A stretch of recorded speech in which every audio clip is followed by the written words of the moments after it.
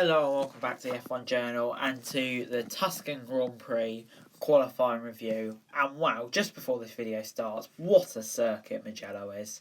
Hamilton won pole as you'd expect, despite being behind Valtteri Bottas all through practice.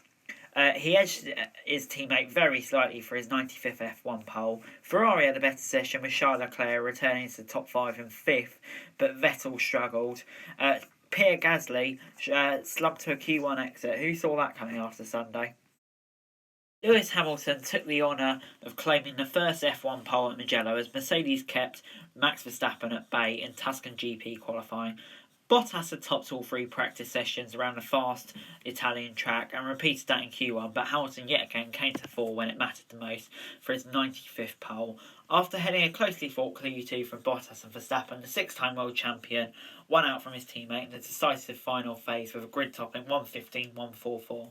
Bottas finished 0.059 behind and lost the final chance in Q3 when Esteban Ocon spun in the first sector, causing double waved yellows. I still had more time in there, Rube Bottas. Run 1 was okay, but not perfect. I was lucky to get the last lap, but I didn't get the opportunity. If you want to beat Lewis Hamilton to the championship, you have to beat him on every lap.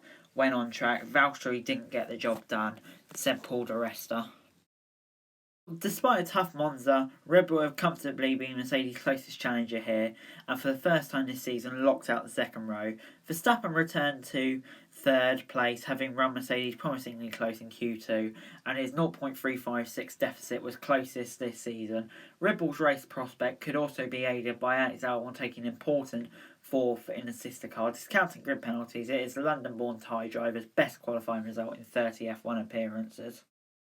Charles Leclerc was arguably the standout performer of the day, with a fine and unexpected 5th place for the struggling Ferrari team. The team owned the Mugello track and are celebrating their 1000th GP this weekend, but that improvement from the Scuderia after a torrid fortnight at Spa and Monza did not extend to Sebastian Vettel, who missed out on Q3 for the 5th consecutive race.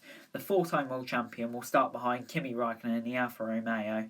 Arguably more of a surprise was Pierre Gasly. 6 days after winning at Monza, the AlphaTauri driver slipped out Q1 and will start 16th. McLaren's Lando Norris missed out on the top 10 for the first time this season, and Carlos Sainz only took 9th. Racing Point locked out row 3 of the grid, with Daniel Ricciardo in 8th, although Lance Stroll and Sergio Perez will swap position after a one-place grid penalty for Perez.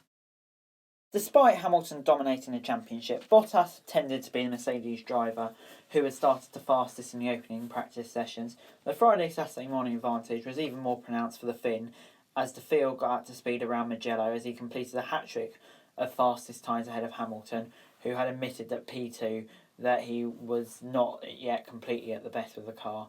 Reflecting on his eventful pole, he said it had been a really tough weekend if I'm being honest. The track is phenomenal, it's really challenging, and Valtteri has been quicker than me. I've been working so hard in the background to try and improve, and I got the lap that I needed. Valtteri did a great job, but I'm really happy. Mercedes now claimed 7 consecutive first row lockouts, 2 adrift of their own F1 record, but Verstappen and Red Bull's presence and pace could make for a more challenging Saturday with the RB16 strong over race distance.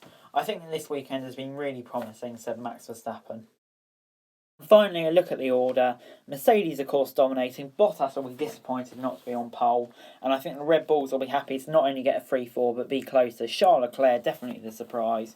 Racing Points, probably be quite happy. Ricciardo and Ocon, a bit disappointed by them, as I am with the McLaren. Thought maybe they'd be closer. Kvyat, probably the best they could have hoped for. Raikkonen will be pleased, right up there.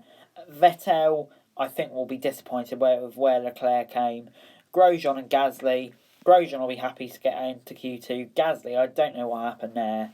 And then Giovinazzi, Russell, Latifi and Magnussen just don't really have the cards, and it'd be harsh on them to expect much better, to be perfectly honest. But anyway, guys, that's it for this video. Thanks very much for watching. Remember to like, share, subscribe.